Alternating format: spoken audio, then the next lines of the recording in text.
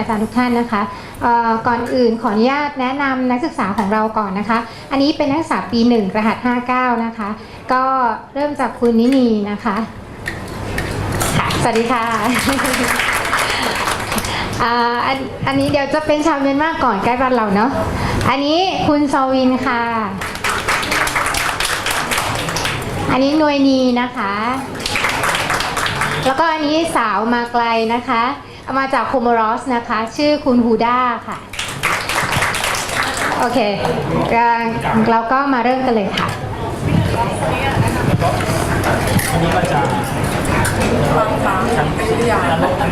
Good morning, deans and all the agent and all the staff of the faculty. We are the MT student of the Cohort 5. Today we would like to explain about our second field trip experience, how we find out and what we're doing. So we would like to present. Our second field trip project is Conservation Habitat of Global Significant Fauna and Production Landscape. Case study of spoon-based sandpiper habitat. For the participant, project manager as Ajahn Rachapong, instructor of the Nature Resource Analysis is Ajahn Kalapong and Ajahn Paramita. For us as student, Ms. Houda and Ms.New and Mr.Zaw and Mr.Nyi as a PM. As we did is we have to focus on the spoon-based sandpiper. So we have to know about what is the spoon-based sandpiper and what they came from original. So the global distribution of the spoon-based sandpiper. The bird breed on the Chatuset Peninsula in the northeast Russia, and they migrate down to the eastern Russia, Japan, North and South Korea, mainland China, Hong Kong and Taiwan. When the main winter ground is the South and Southeast Asia, like India, Bangladesh, Sri Lanka, Myanmar, Thailand, Vietnam, Philippines and Malaysia and Singapore. World population of the spoon-based sandpiper. The spoon-based sandpiper is classified as a critical endangered in 2008 in IUCN Red List. The global breeding population is around like 210 to 228 pair. It means male and female. The post-breeding population already is about 661 to 718 individual in 2004. And their habitat during the breeding time season, spoon-based sandpiper live in the coastal tuna, most of them near the large coastal lagoon and bay. They nest among the cranberry plant, seagull, moss and rap and willow. During the migration and winter, spoon-based sandpiper occur the coastal marine side, especially mudflat on the other reach of the tidal estuary. The breeding time is between June and July. This is the place of when they breed in the Russia. This is the egg and the chick and the bird. When they breeding time, the bird change the color like a little bit red. And their food is on the breeding ground. Spoon-based sandpiper feed on the adult invertebrate, especially middish, mosquito, fly, beetles, and spider. They also feed on sun plant material, including glassweed and berry. On the winter ground, during the migration, they feed on the marine invertebrate, including polychaete worm and shrimp. This is what they eat.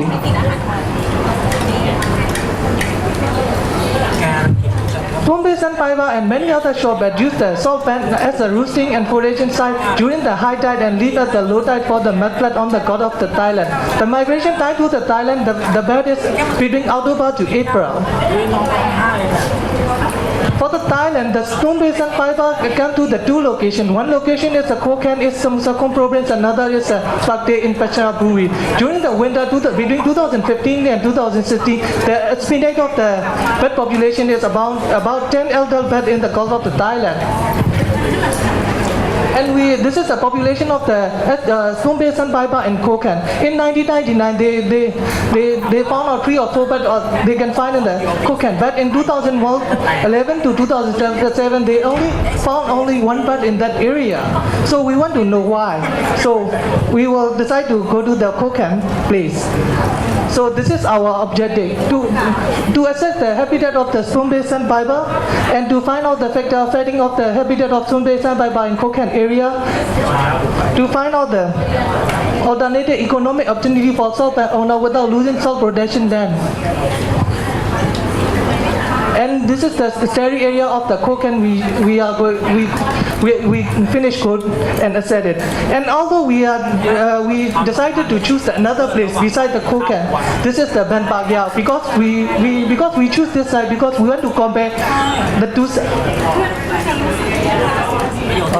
we want to compare the two sides. What is between what is the difference between the two sides? So this is the this is our shell view. We on 28 we go to the Kokan and interview the salt bed owner and interview about the bed habitat, and we observe about the economic analysis, and we go to the Bambaya to interview the mangrove forest planning. And on 29 in Kokan we will measure the mangrove forest, and in the evening we measure the mangrove forest in the Bang Bagya. In 30 we analyze the photogenic side of the Kokan and the Bang Bagya. In first of May in Kokan we interview about the mangrove branding. In second we measure the water quality between Kokan and the Bang Bagya. This is the study site location 1. It's in Kokan. This is a bed center. And this is the salt pan in Kokan. What they are doing in Kokan in salt pan area. This is the buffer zone between the salt pan and the bed foraging side. This is the foraging side of the bed in salt pan area. This is the mangrove forest in the Kokan area. Kokam. This is the mudflat foraging site in Kokan. And this is the salt pan foraging site. There's a one bird every this now 4 years. They come every year. The bird is come every year in this place. It's a female. It's come from Russia. There's a threat of for the spoon-bait sandpiper in Kokan. The one is that in that area they are selling the swine. Another thing is the supply is not stable. And the threat of the worldwide is they have to fly the long distance to fly, and then bed header, and they need a specific breeding area. This is the Seriside location in Bangkok. Yeah. This is a mangrove forest. This is a Mapla area site. And this is the salt pan. And for the economic, Mr.Zaw will be explained.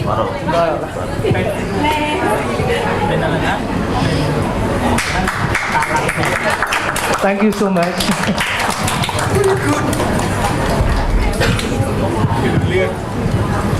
Actually, this is very interesting information from the study side.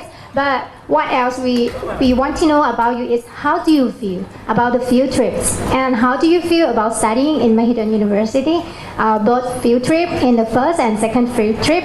So each of you can explain it. Okay, start from who? Okay. My name is Ms.Nyi and I come from Myanmar. And my background is I'm IT engineer, and I don't have the background of the environment. But when I come to the Mahidol University, I learn a lot of environment thing. I have a new experience, and very good to learn in here. And for the field trip, in the class only, we only see the PowerPoint and only the for the word only. But when we go to the field trip, we learn a lot of the, what shall I say, the geology thing, the soil, the forest type, and everything we learn is very good. And I have a lot of experience from the field trip, and thank you so much, the faculty, all the agent, all the staff. I would like to thank.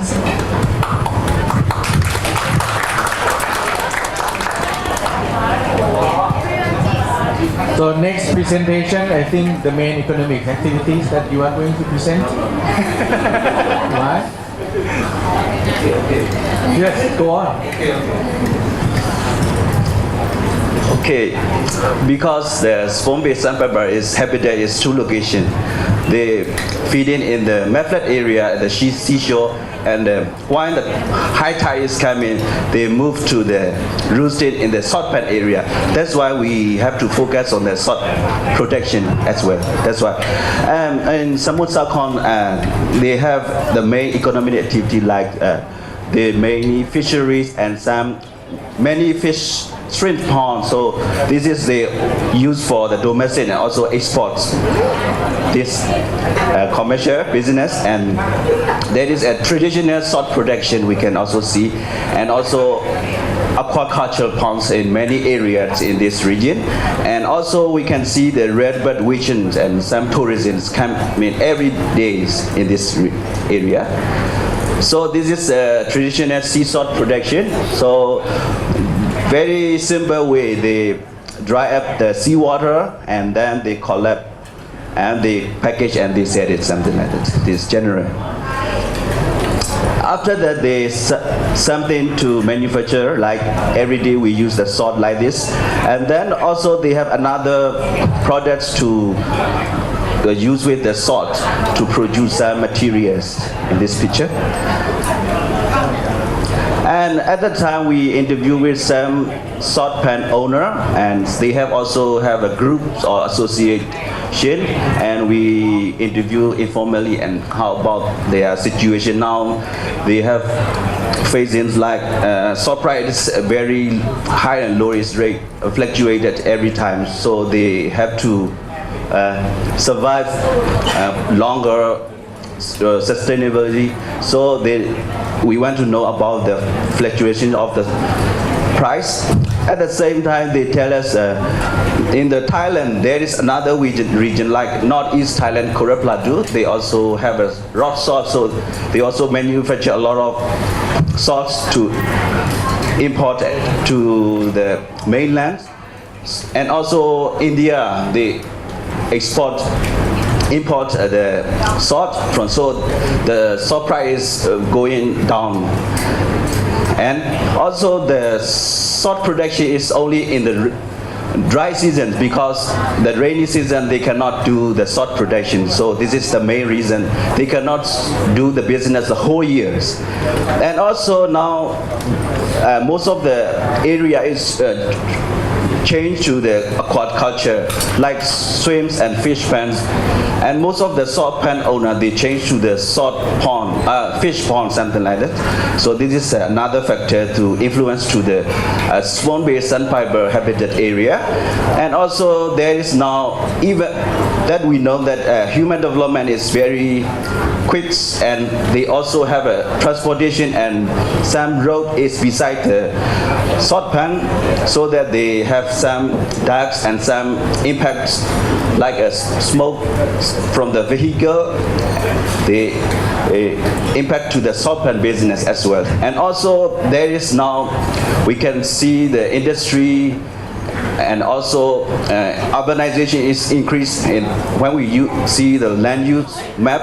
And also they have a tactile factory, they make shed coloring factory. This is the most pollution for this area, according to the local people said. And the main land use change is very dangerous for this swan-based sandpiper habitat area. Most of the salt pan is changing to aquaculture ponds. And also now another investor is interested in this salt pan area for making solar power plantation. So this is another land use change. Okay.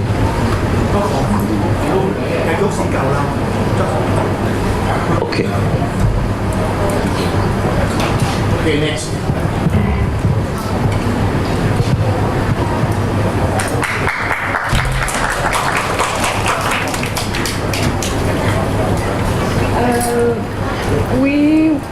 We will talk about habitat of swan-bird sandpiper. My part, I work in the mangrove, because mangrove has importance because he protects the area that the swan-bird stay in the mid-flat area. And this picture shows us how much this is the mangrove in the coastal area, and this picture shows us how much this area increased because community people use a lot of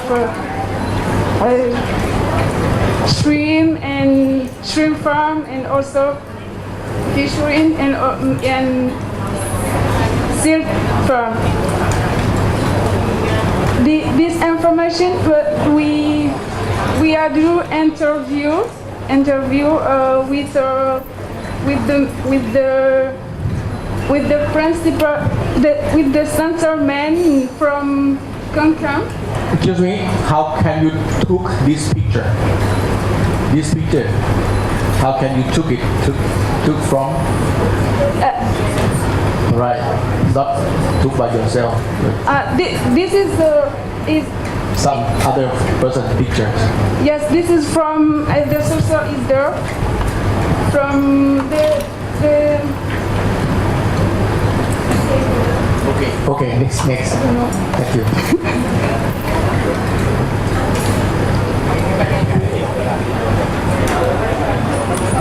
yes, all of my picture I use the interview that they give us.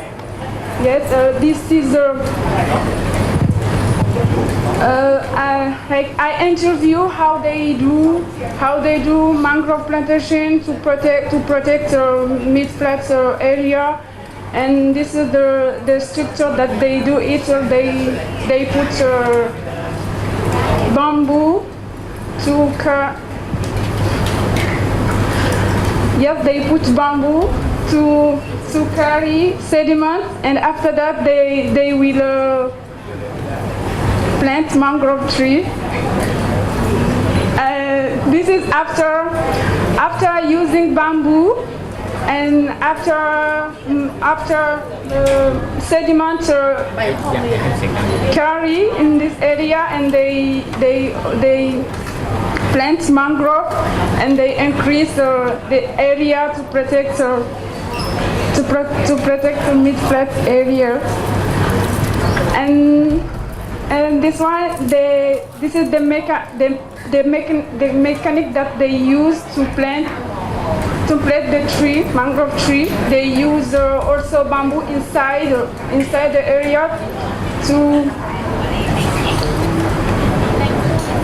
protect the new tree from the wound and wave.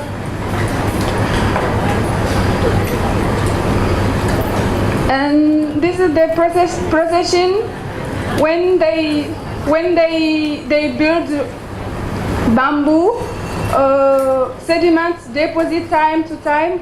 Every 5 years we have around 17 centimeters every 5 years, and after 1 centimeter they start to plant mangrove trees. And after interview, and also we have measure the density, because we are study 2 area, and we are measure density in this 2 area, and to know about abundance and also diversity, and also to compare each other, and to manage where are the problem, and something like this. Before you will go further, let me ask you to confirm that you are saying that the farmer or the local will try to use like the local wisdom, try to planting bamboo trees to collect the sediment, and let the sediment go. You say that it's about you can gather or collect the sediment to be from about 50 centimeters a year. By 5 years. Within 5 years. Yes. And okay, and I just would like to know that how much or how high of the sedimentation in this area that is enough to plant the mangrove tree? 1 centimeter.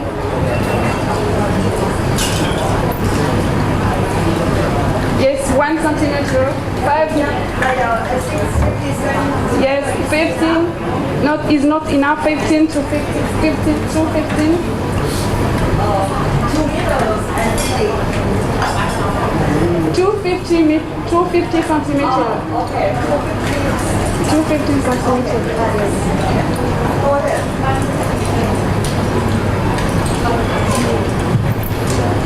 Thank you. I finished.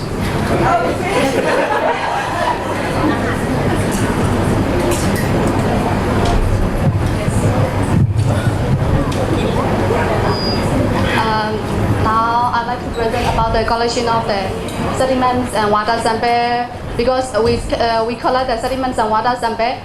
Sediments we collect because of the macroinvertebrate, which is the food of the small basin piper. So we collect them, but we cannot collect directly from the sediments. So we first collect the sediments. After that, to know the water quality in the area of the sediment, we also collect the water sample. This is how we collect the water sample from the mud flood area.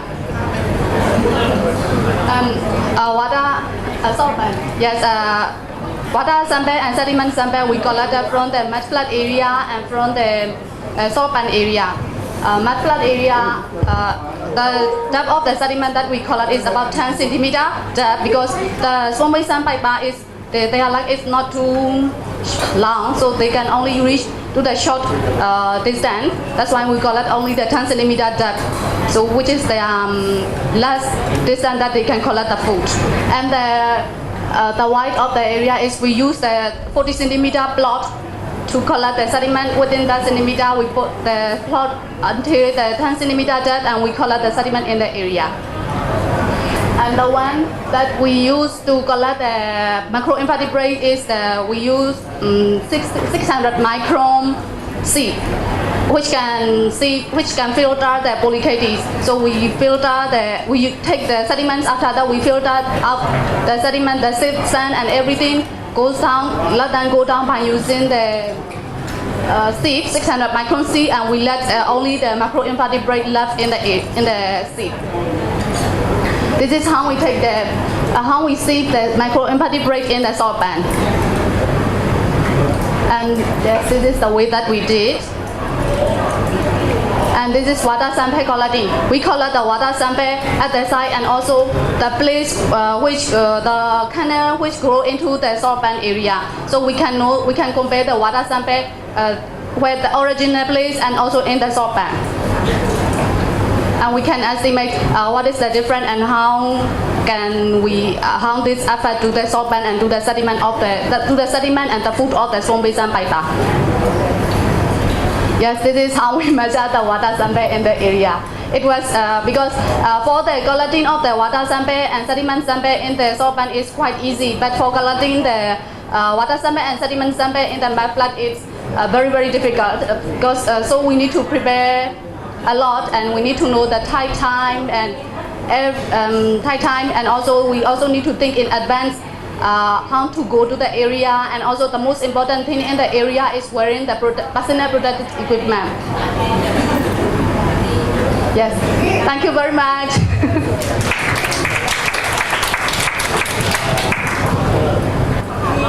We have slides about your objectives. I would like to ask some questions regarding to your objectives. Yes. That is a very interesting objective of your visit or your study. So you were Lauren can help to answer. Yes. You said that the first one to assess the house.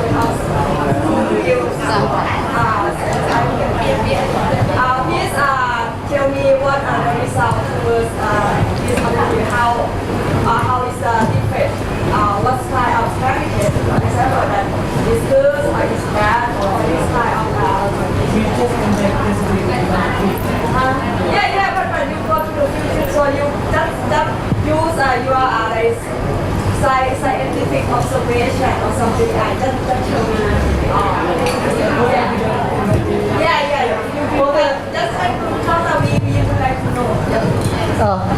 In Kokand, the place is good habitat for the bird, but they have a factor affecting like the soft price is going down. The owner they want to change the soft pen to the aquatic like a string pond or French pond, or they want to sell to the other people. So it's affecting for the habitat, for the food and the other environment. Is good for the bird. So what kind of the habitat preference are this kind of the birds, right? They like. Two things is one is a maplet, another is a soft pen. Usually they stay in the maplet. When the high tide is come, they just go to the soft pen and they rest in there. When the tide is go down, they just come back to the maplet and find the food. And in the night time, they sleep in the soft pen area. And what kind of the factor that you think is good in this area for the this kind of birds towards your second objective? The second objective is we are finding the factor of finding. So we we cannot find the environment factor, but for the human activity factor, we find it for the bird habitat. Yes. Like one is they have a lot of industry in that area, and they have a clothes. They dye the clothes and textile, so they release the wastewater like that. Another thing is they have a road. The big car and the truck are going, and they have a lot of pollution in there. Another thing is like I said it, the land mainly is the land. They want to change to another protection area like that. Is the main factor. It's the main effect. The back, yes. Very good. How many days you spend over there? We go 28 April to 2nd May. 2nd May. 4 nights and 5 days. Thank you.